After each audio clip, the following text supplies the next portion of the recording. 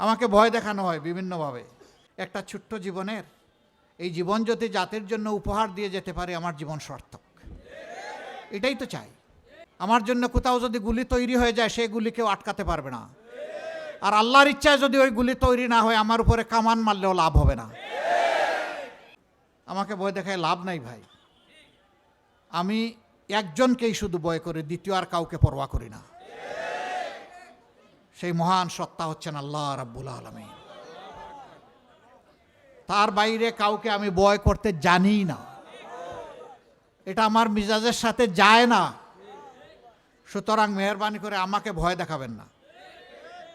কিসের ভয় দেখাবেন? একটা ছোট্ট জীবনের এই জীবন যদি জাতির জন্য উপহার দিয়ে যেতে পারে আমার জীবন সার্থক, এটাই তো চাই। আমার জন্য কোথাও যদি গুলি তৈরি হয়ে যায় সেই গুলি কেউ আটকাতে পারবে না।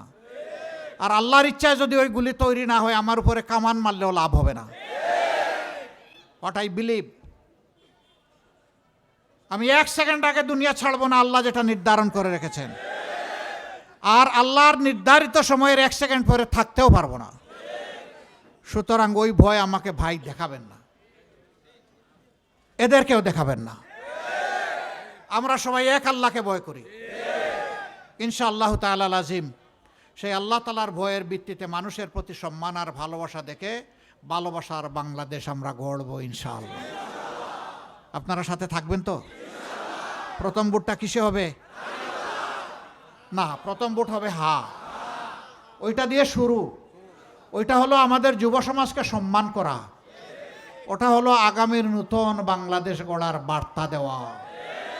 প্রথম ভোট কি হবে? দ্বিতীয় ভোটটা কি হবে? দাড়িপাল্লা ঠিক থাকবে তো ইনশাল্লাহ? দাড়িপাল্লা কেন প্রতীক জানেন? আমরা বলেছি আমরা ন্যায় বিচার কায়েম করব। আমরা ওই পাল্লাতে মেপে যার যেটা হক তার ঘরে সেটা পৌঁছে দেব ইনশাআল্লাহ। এই এলাকার সমস্ত সমস্যা, ড্রেনেজ, জলাবদ্ধতা, তারপরে ময়লা আবর্জনার ম্যানেজমেন্ট, তারপরে ময়লার ভাগাড় হয়ে গেছে 3টা চ্যানেল বা ছড়া, মাদক, অস্ত্রের ঝনঝনানি, সন্ত্রাস, চাঁদাবাজি। ইনশাআল্লাহ দোয়া করেন আপনাদের ইনসাফের প্রতীক যদি বিজয়ী হয় তাহলে কিছু মাস্তান আছে পরের দিন এলাকা ছেড়ে ফেলাবে। এরপরে যারা থাকবে তাদেরকে আমরা আশ্বস্ত করব, ওই মন্দ কাজ ছেড়ে দাও। তোমাদের যদি সমস্যা থাকে আল্লাহ আমাদেরকে যে রিজেক্ট দিয়েছে ওইটা বাক করে খাবো। তারপরেও হারাম চাঁদা কারো কাছ থেকে আর নিতে পারবা না, নিতে দেওয়া হবে না ইনশাল্লাহ। ব্যবসায়ীরা ব্যবসা করবেন, রাতের বেলা শান্তিতে ঘুমাবেন ইনশাআল্লাহ। বাড়িওয়ালারা বাড়ির খেদমত করবেন, কোনো চাঁদাবাজ এসে বলতে পারবে না আমার অংশ আমাকে দেন। এটা কিসের অংশ? তোমার অংশ না তোমার বাবার অংশ? এখানে এসে দাবি করো। এই দুর্নীতি আর চাঁদাবাজ এই দুইটা যদি বন্ধ হয়ে যায় বাংলাদেশের মানুষের জীবনে 70% শান্তি নেমে আসবে। বাকি 30% ইনশাল্লাহ আইন দিয়ে নিয়ন্ত্রণ করা হবে, আইন মানতে বাধ্য করা হবে। অবশ্য প্রেসিডেন্ট, প্রধানমন্ত্রী, মন্ত্রিপরিষদের সদস্য, এমপি তারা কিছুটা আইনের বাইরে থাকবেন, তাই না?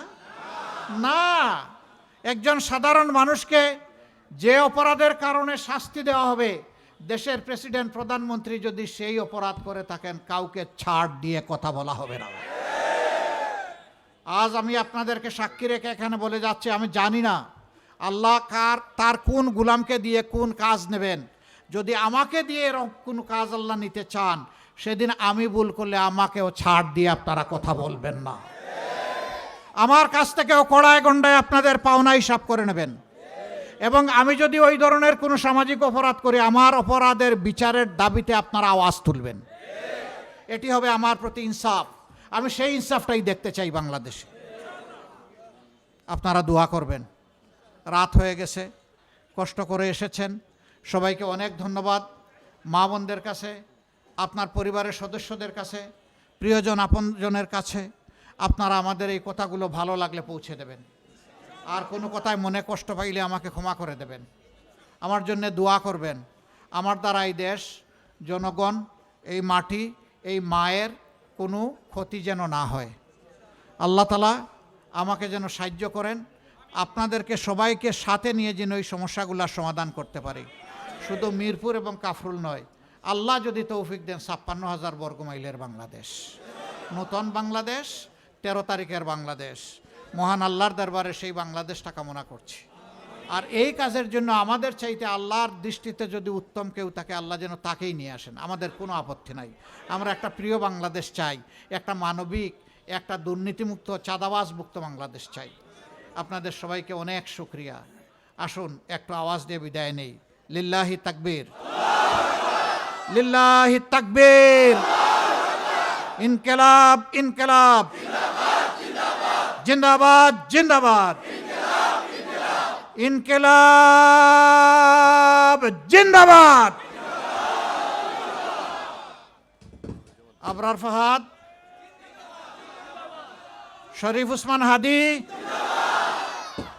আবু সাইদ, তোমাদেরকে, তোমাদের সহযোদ্ধা শহীদদেরকে কথা দিচ্ছি, তোমাদের উপর যে জুলুম করা হয়েছে তার বিচার বাংলাদেশে হবে ইনশাআল্লাহ।